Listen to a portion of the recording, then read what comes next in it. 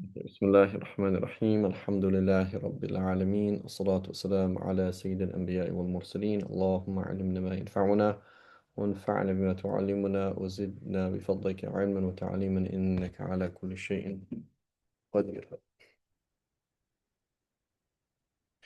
So he says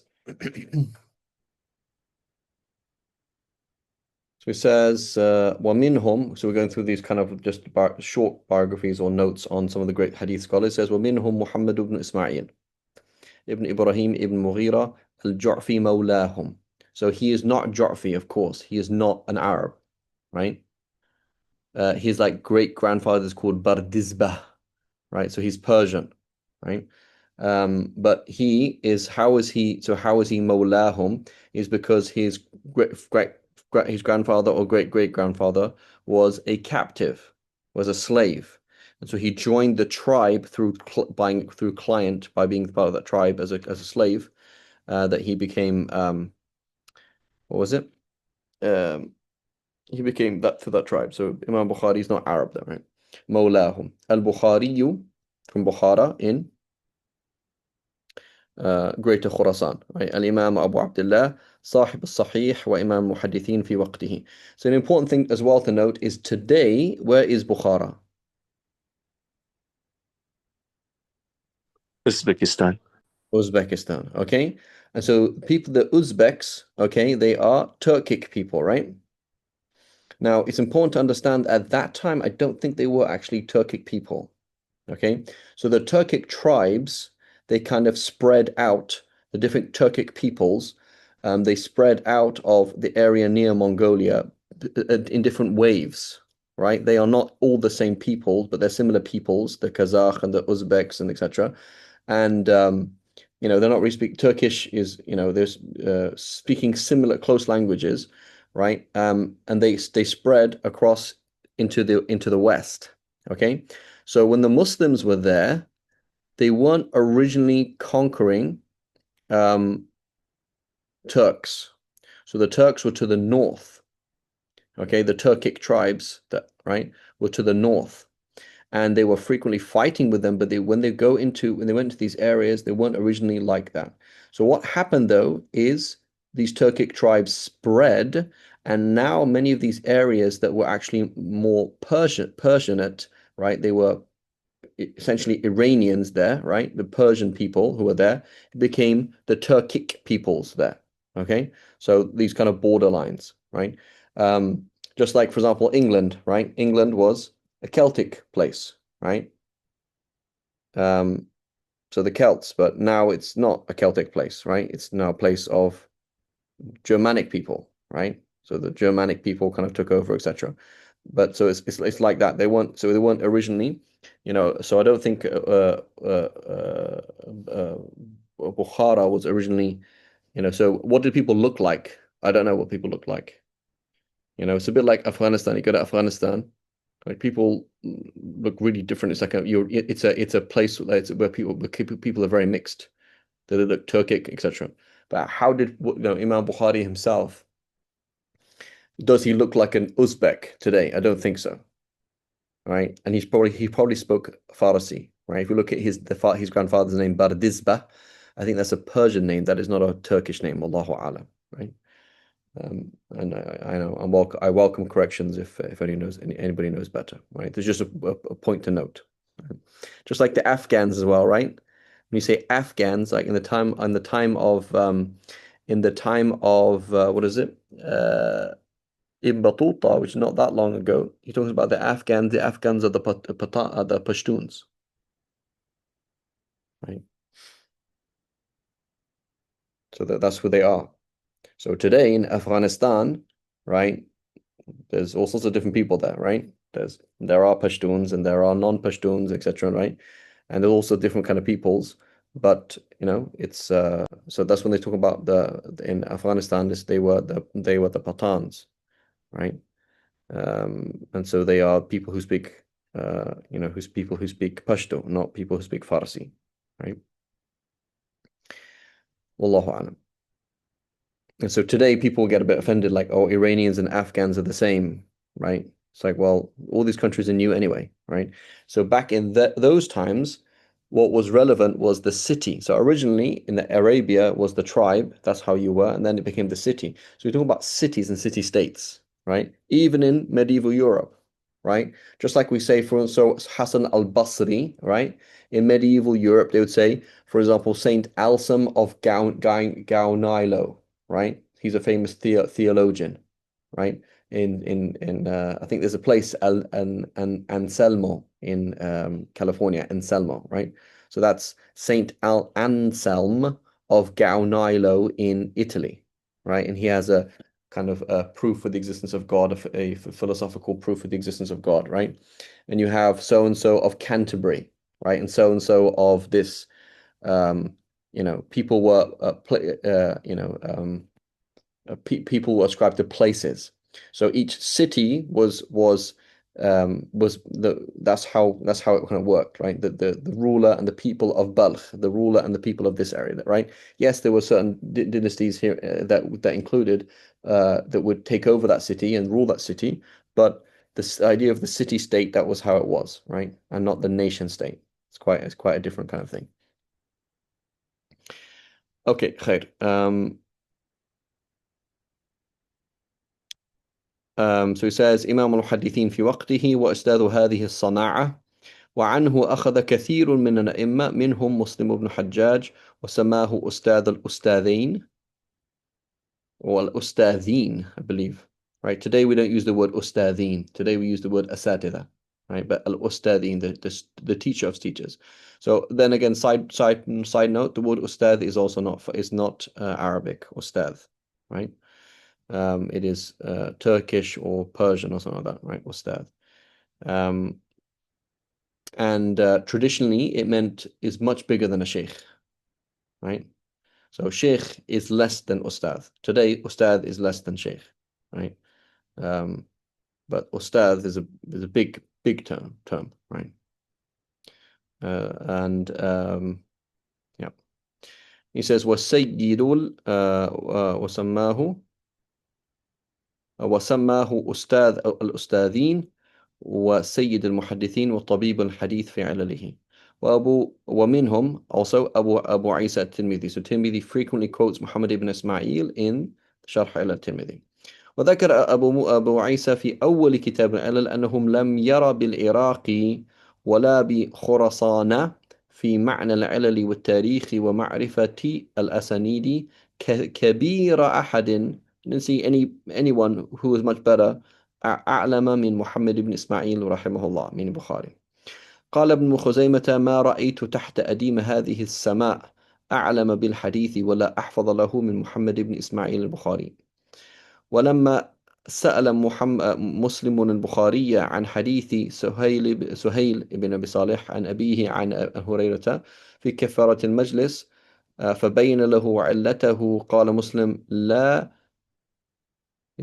يبغضك حاسد وأشهد أن ليس في الدنيا مثلك وأشهد أن ليس so لا يبغضك حاسد may no envier never make you angry. I get that's an implicit praise, meaning wow, you're really amazing, right? You're so amazing, you probably have lots of husad, lots of envious people, which he did, and may they never make you angry.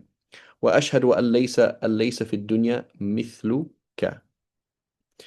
وروي عن محمد بن أزهر السجزي, so this is from Sijistan in modern day Iran. قال كنت بالبصرة في مجلس سليمان بن حرب والبخاري جالس لا يكتب فقلت ما لي أبي عبد الله لا يكتب قال يرجع إلى بخارى فيكتب من حفظه. قال محمد بن حمدويه سمعت البخاري يقول أحفظ 100,000 حديث صحيح وأعرف 200,000 حديث غير صحيح. So key concept before the 6 books, the difference between a hadith mawquf and a hadith marfu' is not very noticeable.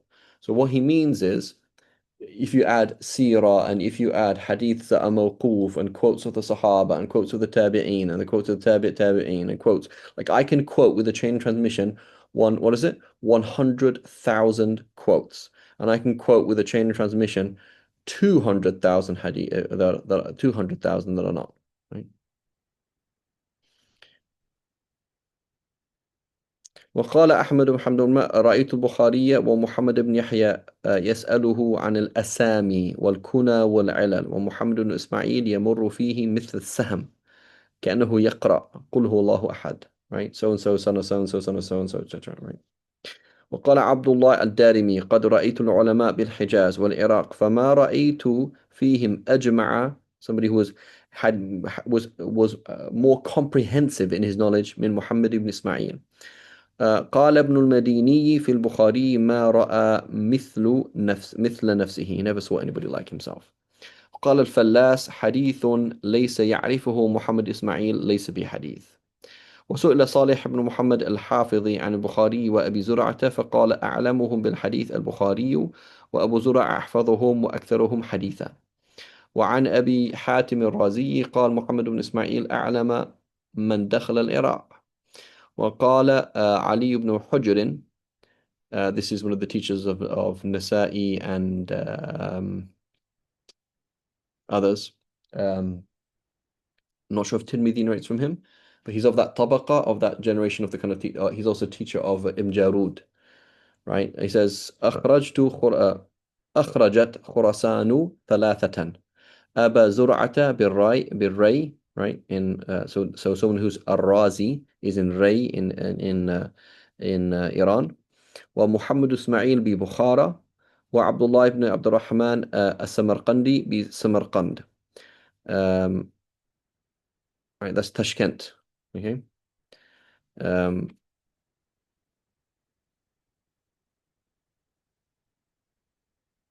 No, that's not. Samarkand is not that. Tashkent. No, that's Ashashi. Somebody is from Ashash is Tashkent. Tashkent. This is Samarkand is something else.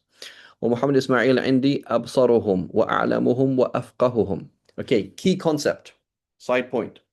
Imam Bukhari is أفقههم. Okay? So Imam Bukhari was a faqih, no question about it. Okay? What does Imam Bukhari say about somebody who swears by Allah that today they will use a miswak, and the only thing they used was their own coarse finger that was cut off?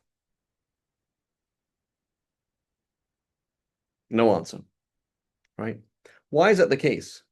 Because Imam Bukhari, he may be a mujtahid and he may be a faqih, but Imam Bukhari used his talents and his time, right? His limited talents, his time for certain things. And so when you use your limited talents and time for one thing, you can't use it for something else. Okay? So, therefore, you're not going to find Bukhari having furu'. You're not going to have Imam Bukhari having all sorts of different discussions. Whereas someone like Imam Abu Hanifa, that's his job. His job was fiqh. Okay? So when you decide to work on one thing, you can't do something else. So who is more important in fiqh, Imam Bukhari or Imam Abu Hanifa? Right, Imam Abu Hanifa. So Imam Hanifa busied himself with fiqh. Imam Bukhari busied himself with hadith.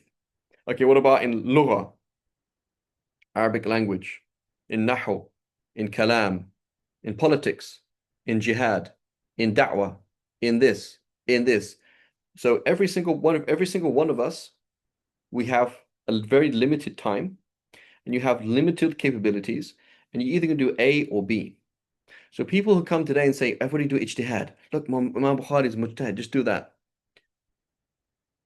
If everybody went around doing ijtihad, they wouldn't achieve very much, because you can only do certain things. So he may have had his own opinions on certain issues, on very what we call al-khilaf al-ali, on the very kind of like big discussions, but he didn't have time to write on fiqh, or to give fatwa, or to start a madhab, or to develop this or develop that. So therefore, that's what it is. Whereas other people, like for example Imam Shafi'i, right? They dedicated themselves to a particular thing, and so they achieved that thing, right? In another class, we were talking about the comparison in fiqh between Ibn Mundhir versus Ibn Haddad. So Ibn Mundhir, he's a mujtahid, but he dealt with the basic discussions of fiqh and revisited some of the basic discussions. When it comes to the details, he doesn't have any details. Because if you're busy doing one thing, you can't do the other. Whereas other people in the same time, which is in the beginning of the 4th century, busy themselves with new scenarios, so they don't have time to revisit the old scenarios, right? So it's very important to understand, right? As an individual, there's only so much I can do in my life, right? And you can't expect everyone to do ijtihad because that would be a waste of time and they wouldn't actually achieve it. And if they did, like Imam Bukhari, he doesn't have any, there's no fatwa, there's no subtle discussions, there's no deep things they can talk about, right? And so ijtihad and taqleed is part and parcel of society. That's how society works. It is part and parcel of the division of labor, right? Are we familiar with the social contract? Is it Rusto, right? The social contract, right? So you're going to come together and I'm going to say, Asim, you deal with fishing. Muhammad, you deal with the wood collection. Muhammad Hashi, you deal with building. Muhammad Arif, you deal with this. And then he's going to, everyone, so in order for society to work, you have to do taqleed, meaning defer roles to people so that they can work on those roles. And then you can have society. So the same thing in ulum. You work on physics, so I can work on math. You work on this issue, so I can do the next. You work on the questions of, does this break wudu, does it not break wudu? And I'll then build on that, and then someone else can build on that, and then we can have a civilization. But if people don't do taqleed, and they keep revisiting the same discussions, they don't actually have time for things. If you deal with hadith, you won't have time for fiqh. That's how it is. If you deal with Arabic language, you won't have time for hadith or fiqh. You can't be Sibawayh and Imam Shafi'i, right? You can't be both, right? So you have to be very careful when people come along and say, do this, be very careful. Are you wasting my time or not? Right? If I spent 10 years finding out whether touching my wife breaks my wudu or not, maybe I'll be wasting my time. Maybe I have not appreciated the blessing of civilization and society that I live in. I live 1400 years after the Prophet ﷺ, and I have all this things behind me, right? So it's important to understand that. We should all become mujtahid imams. Okay, Imam Bukhari was a mujtahid imam. What did he add to the table? Not that much. He didn't add much to the table, right?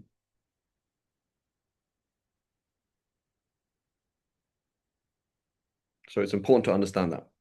Okay, I'm not saying that we should taqleed is a goal, but I'm saying taqleed is a necessary ingredient of civilizational development. That's how civilization works, period. Right? Imagine before you're going to write, okay, I say, Asim, I need you to write an article. You say, well, hang on a minute. Should I use the Oxford comma or should I use the, or not use it? The Harvard/Oxford comma, or should I not use it? So now he's sitting there before he even writes the article. He's not gonna do taqleed. He's gonna now decide what to do that. Am I gonna use a Z in civilization or an S? So he can't even write the article because he hasn't worked out that issue yet. So he only has this short amount of time. He either does taqleed and say, I'm just going to use the Oxford comma, or I'm not going to use it, whatever. Just make that assumption and then write the article. Or he's going to research whether or not you should use the Oxford comma and not write the article. You can't actually do both, right? It's a key concept then, right? So yes, he was a faqih and it's important.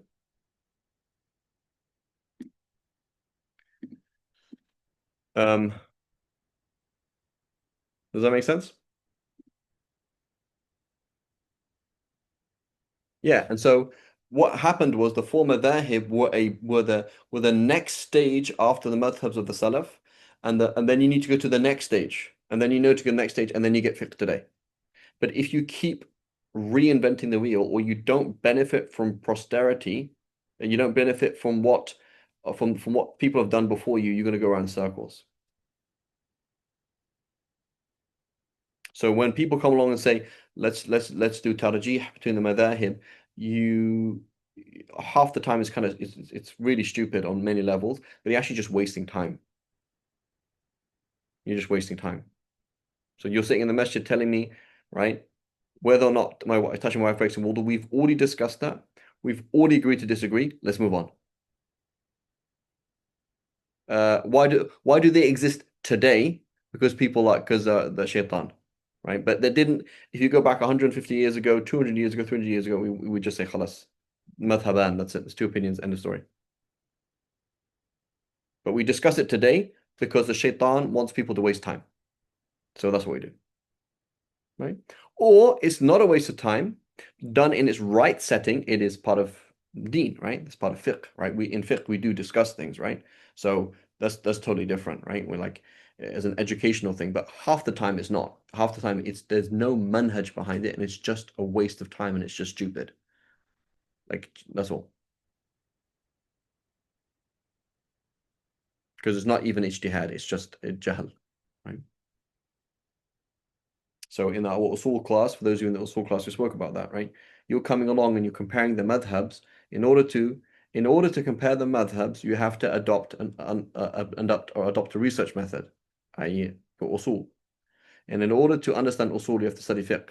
So you have to study a madhab in order to compare the madhahib, right? So go study one madhab properly, and back after 20 years, come and talk to me, and then you can compare based on something else, right? Based on a certain system.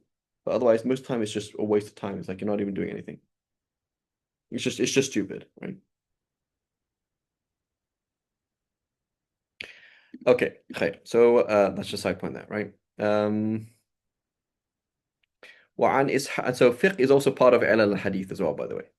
وعن إسحاق بن راهويه قال لو كان محمد بن إسماعيل في زمن الحسن بن الحسن لا يحتاج الناس إليه لمعرفة الحديث وفقهه. Yeah, it's a waste of time.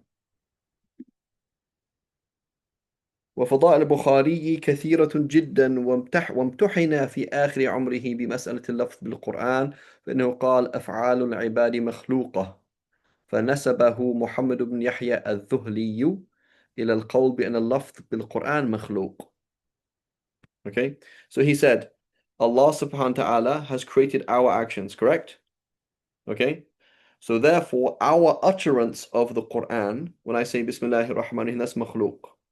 So he was saying the Quran is makhluk. Can you see that? So you say my action is created, correct. My recital of the Quran is created, correct. Quran is created, right? So kalam didn't really exist properly at that time, right? So it's quite easy for people to misunderstand each other, right? Because they're not really expressing themselves in very clear kalam terms, right? So kalam is just coming onto the scene, right, and becoming a thing at that time. And so it's at that time, it's not really a science, right? It's not really a science where things are being said in a clear way. And so you can misunderstand people. Just like many Sufis, they do this. Many Sufis, they'll say, okay, you don't understand what I'm saying, so therefore I'm going to dedicate a chapter in my book to Aqidah, right?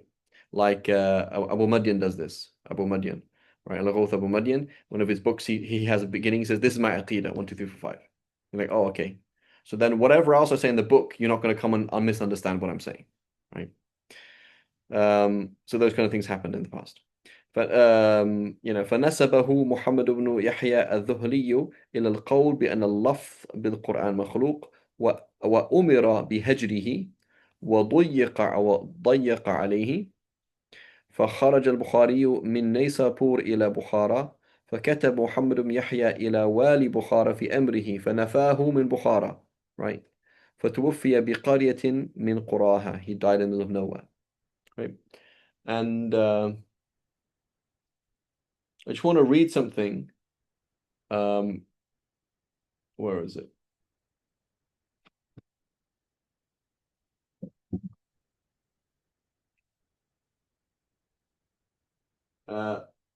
This quote, I don't know if it's where it's really found, but Just a story about these things.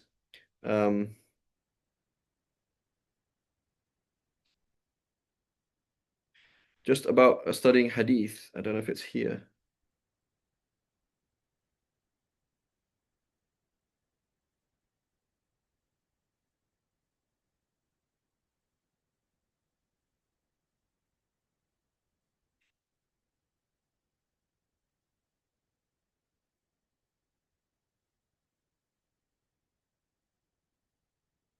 I'm not sure if it's here. I think it's here.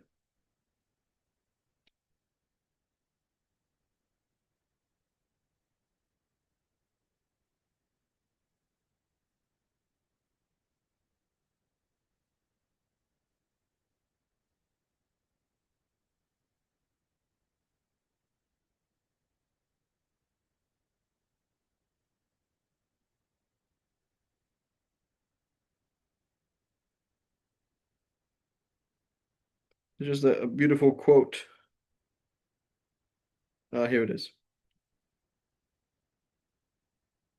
So advice from Imam Bukhari. This is on page 61 of The Difference of the Imams by Muhammad Zakaria Kandahlawi. Okay, so I don't know where this is, where he's referencing this from.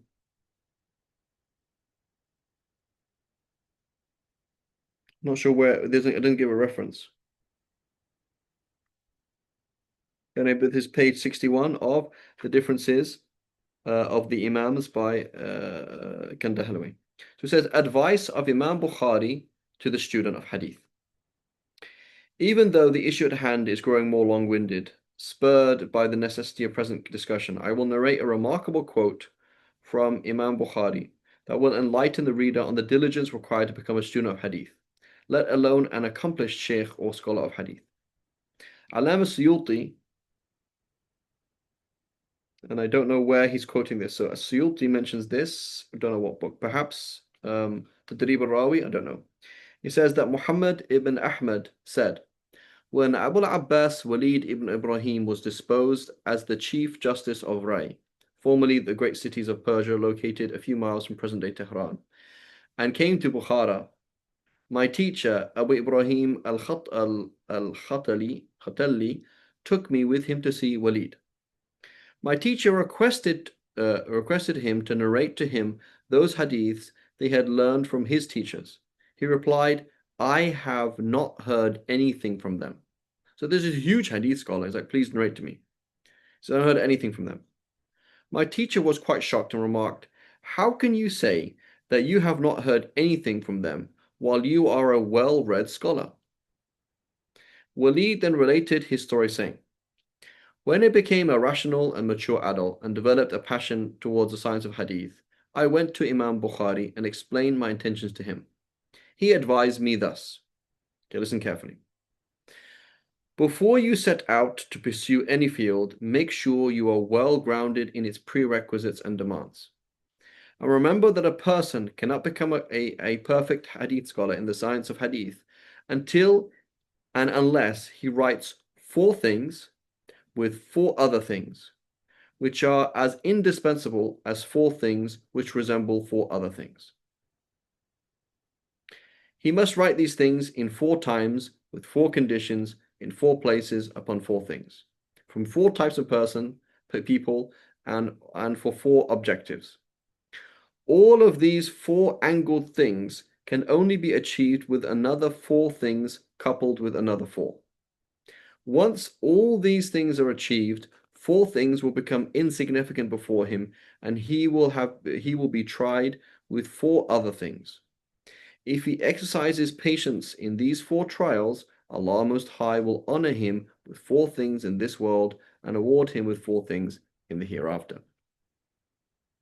I said, may Allah Most High have mercy upon you. Please explain these 4 angled things for me. Okay, now on page 62. He said, certainly. The 4 things he has to write are the statements and commands of Allah's Messenger. 2. The sayings of the companions and their relative ranks. 3. The sayings of the tabi'een and their ranks.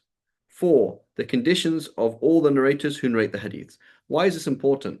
Because if you don't know the athar of the Sahaba and tabi'een, and somebody quotes a hadith, which in reality is a quote of a Sahabi, you don't know the difference. So you need to know all the information, right? So you need to know the food that they eat in Indonesia and the food that they eat in Singapore and the food that they eat in Malaysia, so that in 200 years, and somebody says in 2025, my great grandfather Farid Dingle was eating this food in this area of Malaysia, and you're like, that's impossible. So why? Because they didn't eat that food in Malaysia at that time. They ate this food, right? So there's a fatwa of a Sahabi, and it's well known as fatwa of a Sahabi, and now it's turned into a hadith, and you're like, that's not a hadith, that's a fatwa of a Sahabi, right? You need to know the information that is related to it or that could be mixed up with it in order to sift out the content itself. Okay? So it says, what was it? The statements and commands of the Prophet ﷺ, the sayings of the Sahaba, Tabi'een, and all the narrators, these people who are narrating to them this information to you, you need to know what they're like. These 4 pieces of information must be written together with the following 4 things: the actual names of the narrators, the appellations or titles, their kuna, Abu so-and-so, the places of residence, where are they from, and the dates of birth and death, because otherwise you don't know what's going on. You find, for example, this is Ibn Shihab and this is Zuhri. Okay, it's 2 different people. They're the same person, Habibi. Okay? Who are they? Where were they? You need to know the information about them. You need to know where they were, when they were, and when they were born, when they died, so that you can say, is this hadith possible? Not hadith possible, not possible. And these are as indispensable to him, just as 4 things are necessary with other 4 things. As praise is necessary for the khutbah, and salawat is necessary for the mention of the Prophet ﷺ, and the Bismillah is as necessary for the Quran, and the Takbir is necessary for the prayer. So that's an analogy, right? You need to know these things.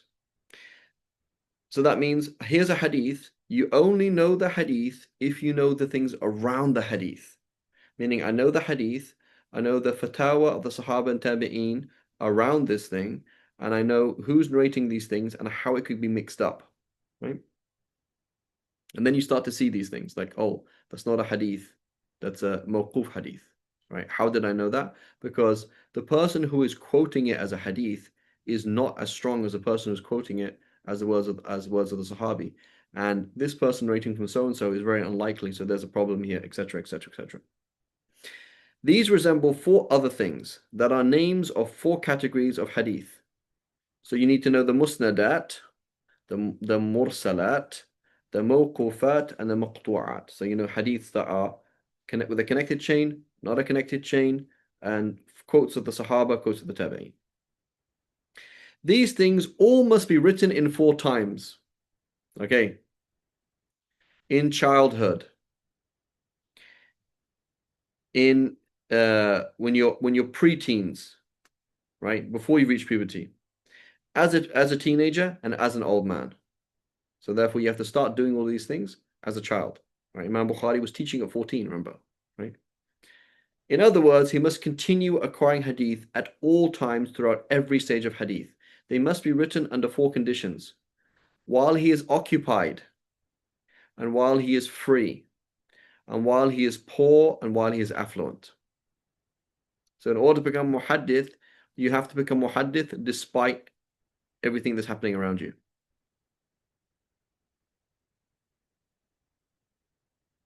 Right? Despite everything.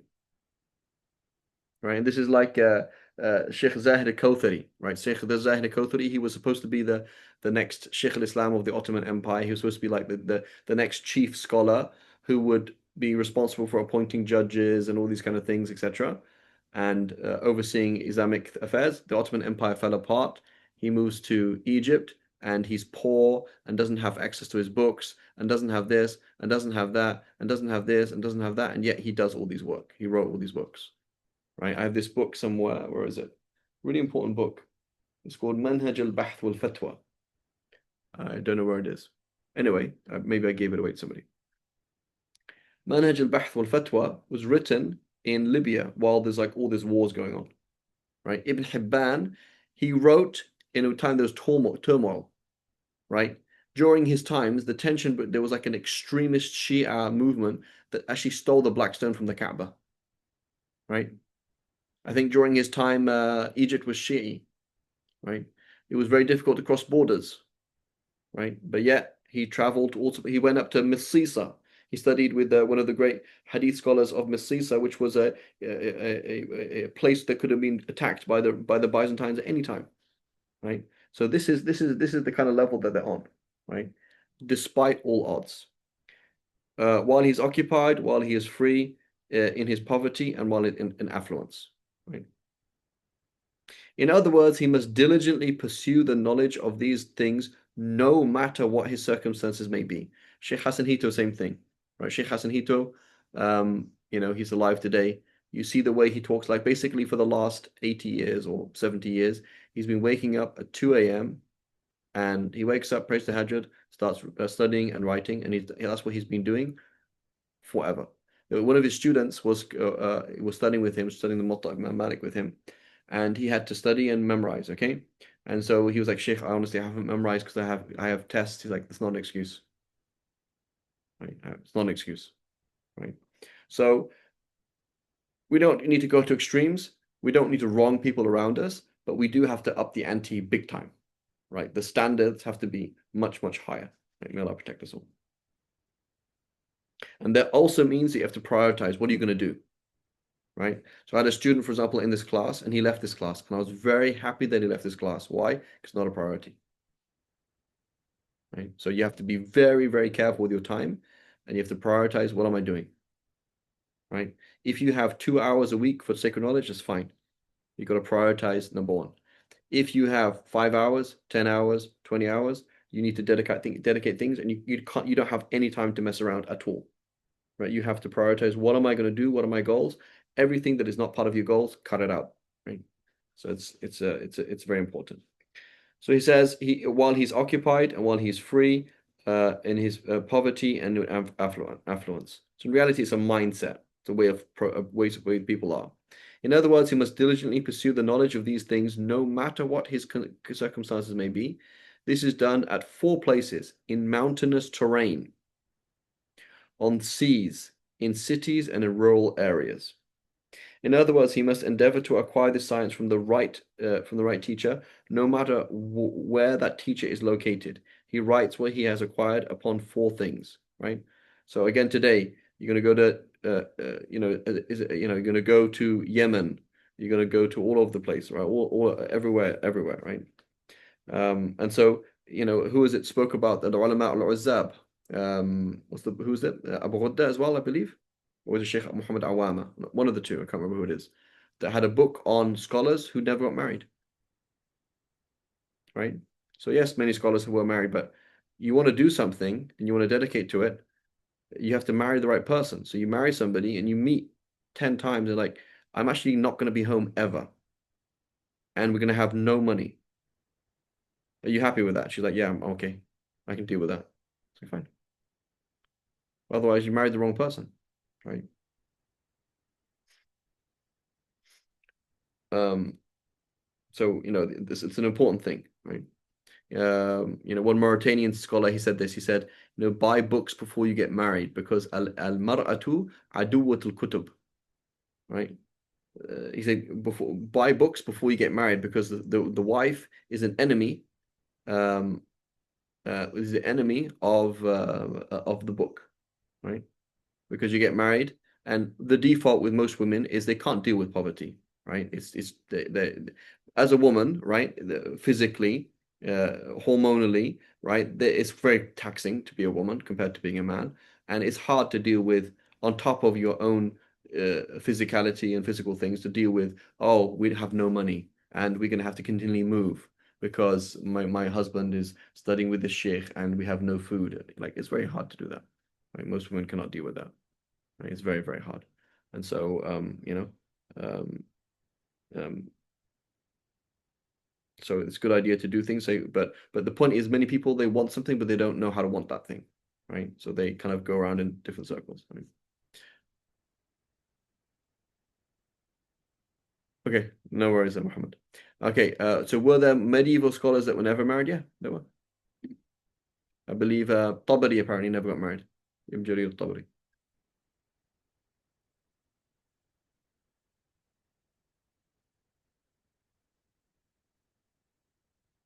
Okay, so anyway, in other words, he must endeavor to acquire this science from the right teacher, no matter where the teacher is located. He require etc. So in our time, it's actually not. It's a way easier, to be fair, right? So because in his time, so now it's like but now what is needed is basically buying books and getting manuscripts, right?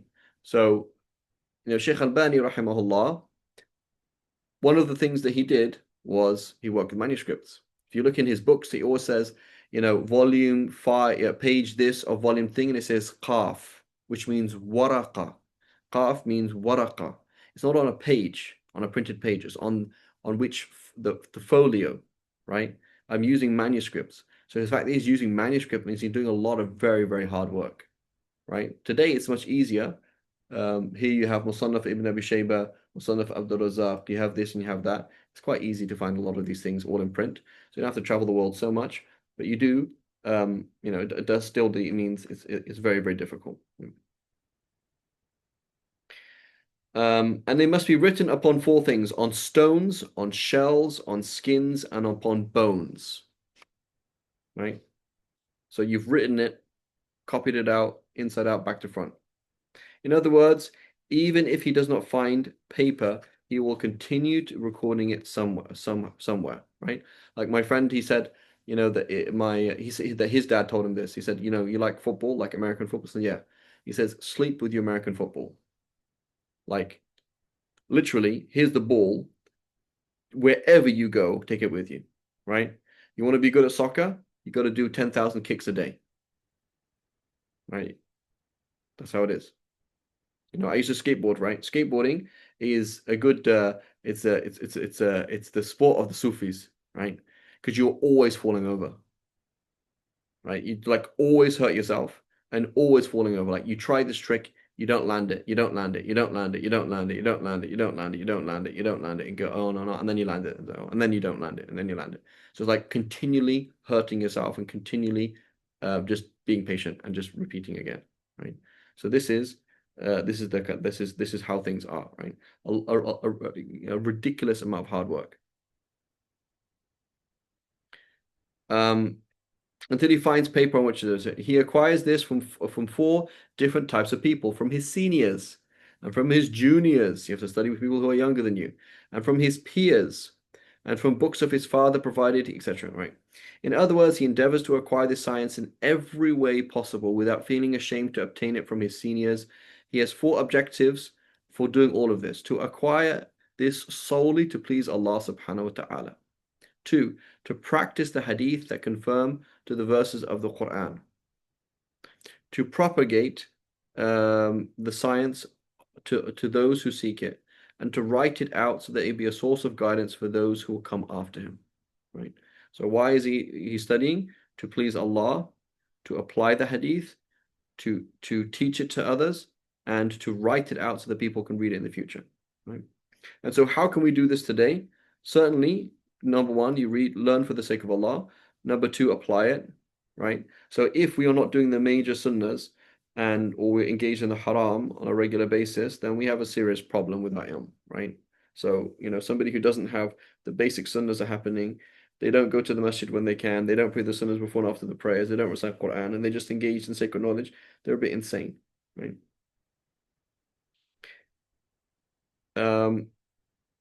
To share it with other people, right? And one way you can propagate sacred knowledge is to buy books. Very important thing to do. Buy books. Okay? So if you have the money and the space, buy a library. You're never going to read it.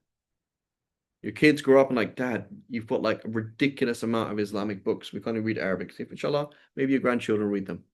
So if you buy books, books get printed. When you buy books, there's a demand for books. Then there's money in circulation. And so then there's good editions. And then the manuscripts come out, right? So it's all about supply and demand. There's no supply, there's no demand, there's no supply. And the books just get lost, right? It's very important. So spending money on books is very important. If you have the money, buy 2 copies. Give it to somebody else. Go to a masjid and say, I want to buy books for the masjid. I want to buy like $5,000 worth of books for the masjid. Right? I'll contact a scholar and say, yeah, here's a list of books for the masjid. Right? Suddenly, there's all these books there. And they're like, whoa, I didn't realize there's all these books. Right? And $5,000 will not get you that far, by the way. You know, so it's a good thing to do, right? On Eid, sisters, for example, you ask your husband on Eid, please buy me a book. I don't want jewelry. I don't want a dress. Just buy me a book, right? That's what you want, right? Get books. Buy books for a scholar. Go find a scholar, some sheikh, local sheikh, and like, sheikh, you're Hanafi, yeah, Hanafi. Do you have this book, right? Do you have this book? No, okay, I'll buy it for you, right? Because then he's going to use it and it'll benefit other people, and you get the ajr, right? So buying books is a very important thing to do, right? It's very important. It's not an extra. It's like it's extremely important. Thereafter, okay.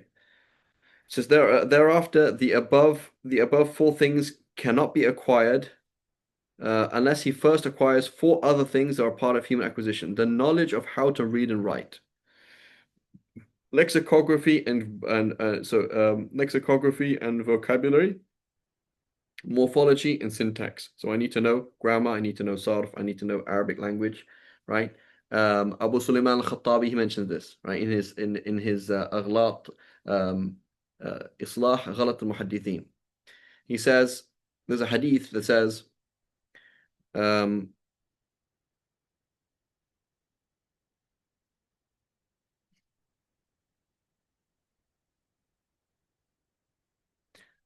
ما أذن الله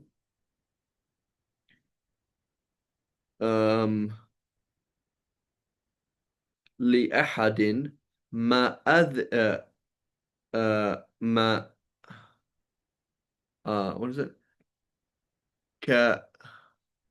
كإذنه لنبي له يقرأ القرآن, right? أو كما قال. So he says, no prophet, ما أذن الله, Allah has never permitted, ما أذن الله لأحد, for anybody, كإذنه, as he permitted, نبي له, one of his prophets, يقرأ القرآن, to recite Quran. So Abu Sulaiman al-Khattabi says, come along and says, what are you talking about? So yeah, like Allah has never permitted any prophet. Like Allah has permitted people to do things, but the most happy thing that he permitted to do was a prophet to recite Quran. He's like, no, that's not what it means. Okay, what does it mean? Adhina ya'dhanu idhnan means to permit. Adhintu laka, right? I permit you. But adhina ya'dhanu adhanan means to listen. So, it's not ka'idhnihi, it's ka'adhanihi. Ka'adhanihi. It's like, what's the word adhan? Nobody's ever heard the word adhan. You see a hamza, dal, noon, it means idhan or udhan, not adhan. Adhan's not a word. It is a word. And that's the word, adhan. It's like, oh man, I didn't know that. Right? There's dhikr and there's dhukr. It's like, huh? What's the dhukr? Oh, dhukr is in your head. It's like, okay. I thought dhikr is in your head. No, that's with your tongue. Oh, okay. Dhikr is with your tongue and dhukr is in your head. Yeah, I didn't know that. So you find a hadith in like, oh, you read it incorrectly because you don't know the words. That is the story of Sibui, right? Sibui began as a hadith student and he made a mistake, right? And his teacher said, what are you doing? It's not like that, right? And he said he got, he started to say, I actually need to know Arabic properly. And he got into it, okay? So you need to know Arabic grammar. You need to know morphology. You need to know the language. You need to do these things, right? Together with 4 other things that are not of human acquisition, but are bestowed by Allah: sound health, right? Ability. Some people are smart, some people aren't. An ardent desire for learning. Some people have an ardent desire for worship. Some people have an ardent desire for helping people. Somebody have an ardent desire for politics, for social justice, right? Alhamdulillah, Rabbil Alameen, you have another goal. Go and do your other goal. It's not a problem. As long as you do, and as long as you know your fard ain, as long as you know enough sacred knowledge to function as a Muslim, go and do that. Not a problem. Right? And a retentive memory. Some people have a good memory, some people don't.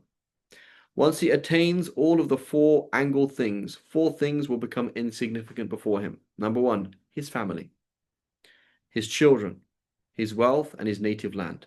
Meaning, you're not tied to them for themselves, right? You love our children, but there's a difference between loving your children and loving your children for the sake of Allah, right? Your child really wants an iPhone, and you get the iPhone because you really love the child, right? So, pause the recording.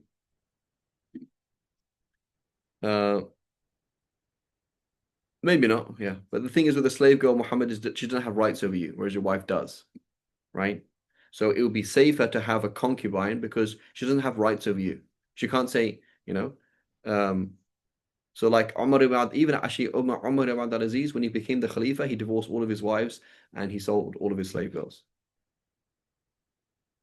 Right? He's like, I can't. And there was that night there was all the people, women were crying in his house. What's happening? He's like, I actually can't. Right? Yeah, it's like I can't do the job of guiding the ummah and be a husband. So he respected himself. He's like, yeah, I can't do that. I didn't want to become the Khalifa. I've been forced to become the Khalifa, and I can't actually do this. Right? And he died 2 years later. Right? He was only the Khalifa for 2 years, I think. Anyway, so it's not that you don't like your children, is that you so again for myself, speaking of myself, let me 1 second. Pause the recording here. Okay. So basically you don't value your family in and of themselves. You don't value, right? His children, his wealth, and his native land. Right? Many of the scholars they talk about so and so was wealthy. He used his wealth for sacred knowledge and lost all of his money. Right? This common thing. He will then be afflicted with four things. His enemies will rejoice at his distress. His friends will reproach him. The ignorant will taunt him, and the scholars will envy him. Right? Sufyan al-Thawri, he said, I've never known of any group of people who have more hatred and envy towards each other than scholars, right? Islamic studies, that's what we're talking about, right? So, envy. So this is what happened with Imam Bukhari. Imam Bukhari died in the middle of nowhere, kicked out of his town, and labeled as a mubtada. Right? That's what happened to him. Once he exercises patience over these calamities, Allah Most High will honor him with four things in this world. The Prophet said same thing with his wives, right? He said, do you want to live an austere life, or do you want me to divorce you? They said we will live an austere life. So they lived a very difficult life, right? And so the mature and thing to do is, before you get married, you say, how do you want to live life? How do you want to live life? Say, I want to live life like this. Okay, so then you agree on a system, right? We are going to prioritize sacred knowledge in our family over buying a house, financial stability, etc., etc., etc., right? And then, or over kids. We're not going to have kids for the first 10 years, for example, right? Whatever it is. On top of that, Allah Most High will honor him with four things in the hereafter. And I don't agree with that, right? I think people should have kids anyway. Having kids is part of sacred knowledge, right? Staying, what does it mean? What does tahajjud mean if you're not tired? What does being calm and having good akhlaq mean if you haven't woken up 10 times because of your baby? Right? Adib, right? Can you agree with me? Like, alhamdulillah, my kids sleep through the night now, but this is deen, right? This is deen now, right? This is what we mean. Now we're talking when it's like, ya Allah, I don't know what to do with my child. Ya Allah, your child. I had another student, subhanAllah, couldn't have a child for ages, right? He was married. It's very difficult when you're married for a long time, you can't have children, right? A lot of issues happen. Then after 10 years, had a child.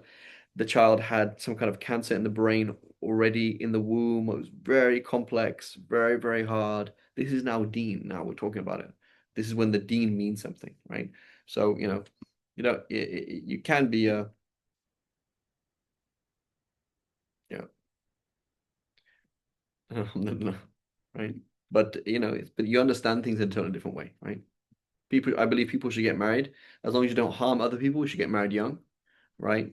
Even if you're a student, and as long as you don't harm anybody, you should have kids, And it's part of the deen. It's part of understanding what the deen means, and you should also work, right? Getting into Sheikh Ashraf Munib, right? Sheikh Ashraf Munib, some of you familiar with him. He was my manager and one of my teachers. And I remember there was a point I said, Sheikh, like, I want to leave my job. I just want to study. He's like, don't do it. Right? Don't do it.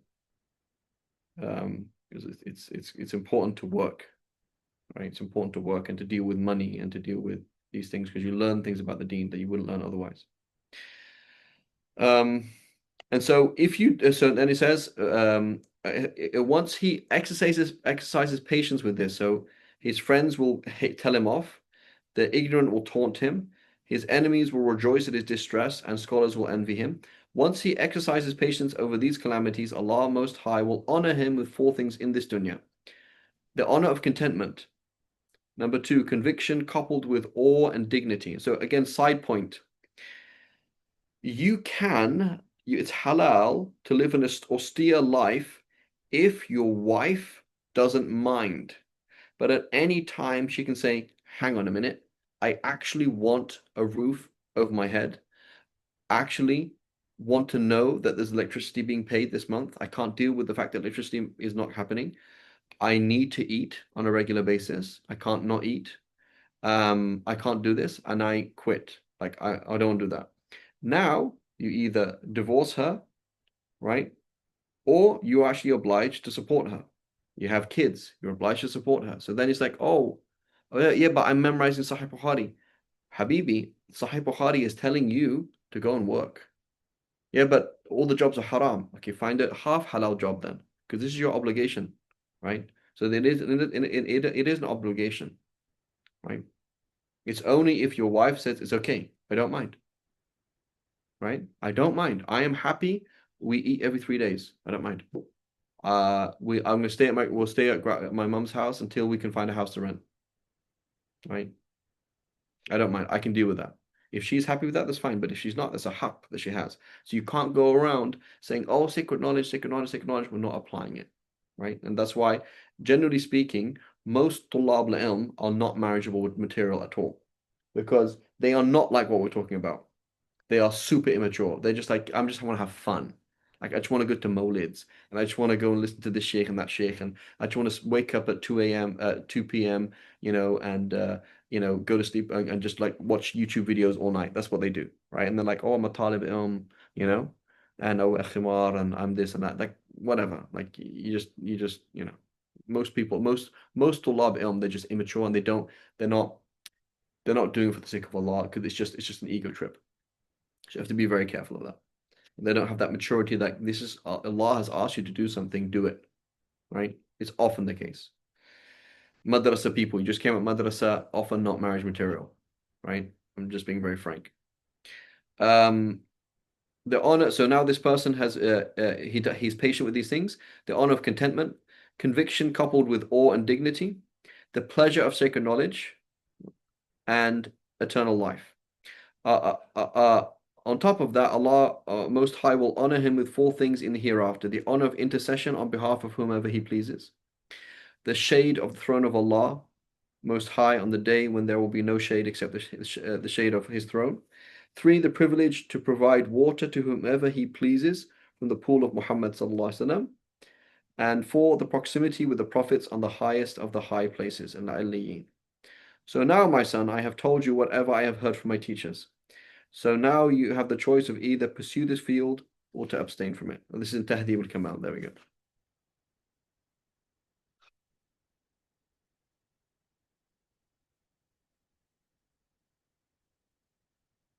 So that's what we mean.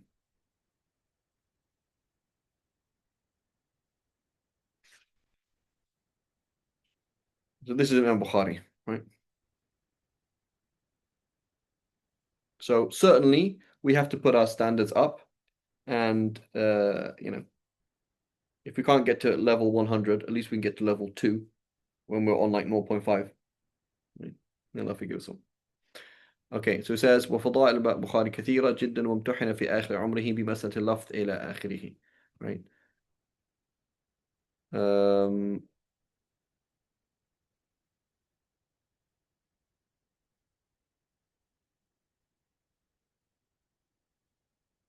Right.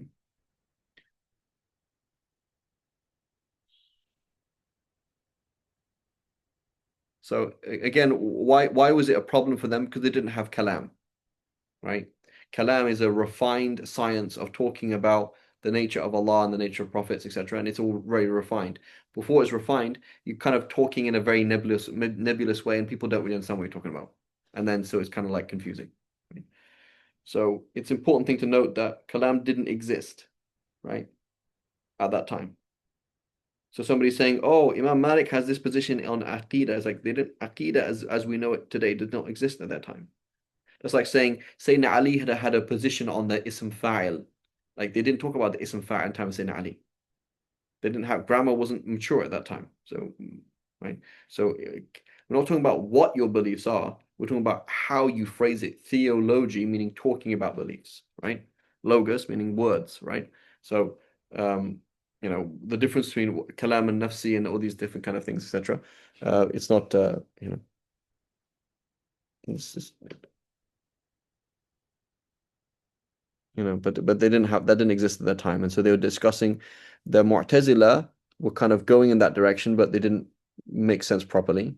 And then the Ahl Hadith didn't have kalam, so they couldn't really speak about it in a meaningful way.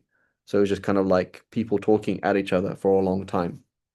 And there are certain clear issues, and Mu'tazila had serious clear issues that they're saying wrong, but basically the rebuttal of it didn't exist until we had the likes of Abu al-Hasan al-Ash'ari and Abu Mansur al-Maturidi, who were the first mutakallimin, right? Or the first non-bid'ah mutakallimin, right?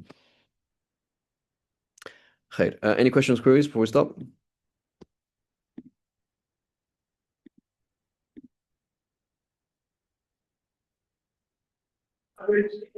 See, can you send the screenshot of what you write on the group, please?